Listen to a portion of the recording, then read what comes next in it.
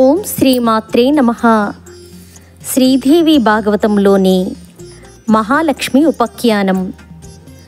సృష్టికి ఆదిలో శ్రీకృష్ణ పరమాత్మకు వామభాగము నుండి రాసమండలంలో మహాదేవి ఆవిర్భవించింది. ఆమెది అత్యంత సుందరాకారము. ఆ దేవి ఈశ్వరేచ్ఛ వలన 2 రూపాలు ధరించింది. ఆ 2 రూపాలలోని గుణగణాలలోనూ వస్త్రాభరణ ధారణలోనూ ఎందులోనూ ఏమీ భేదం లేదు. ఆ ఇద్దరు ఒకేలాగా ఉన్నారు. వామభాగమున మహాలక్ష్మిగాను దక్షిణ భాగమున రాధాదేవిగాను రూపం పొందారు.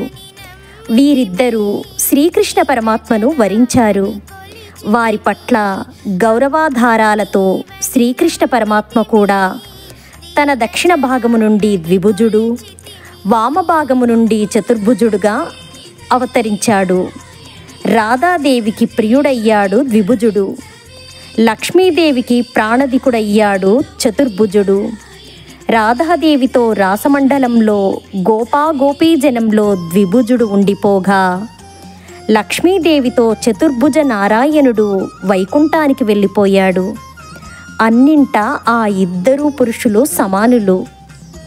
వైకుంఠంలో ఉండే లక్ష్మీదేవి పరిపూర్ణోత్తమ సాత్వికురాలు, నారాయణుడికి ప్రియపత్ని. లక్ష్మీదేవి తన యోగశక్తి వలన అనేక అంశావతారములు ధరించింది.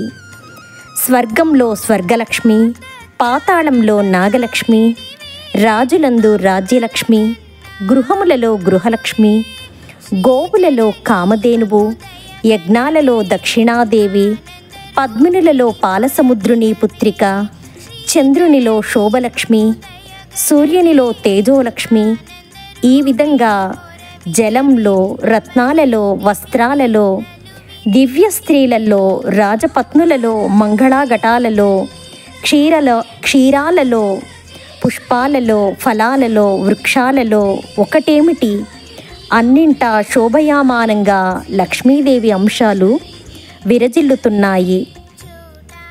ఈ మహాలక్ష్మిని ముందుగా చతుర్భుజ నారాయణుడు అర్చించగా, ఆ తరువాత బ్రహ్మదేవుడు, శంకరుడు, విష్ణుమూర్తి దేవతలు, అష్టదిక్పాలకులు, స్వయంభువమనువు, నాగులు, మహారాజులు, ఋషులు, మునులు, మానవులు ఉపాసించారు, అర్చించారు.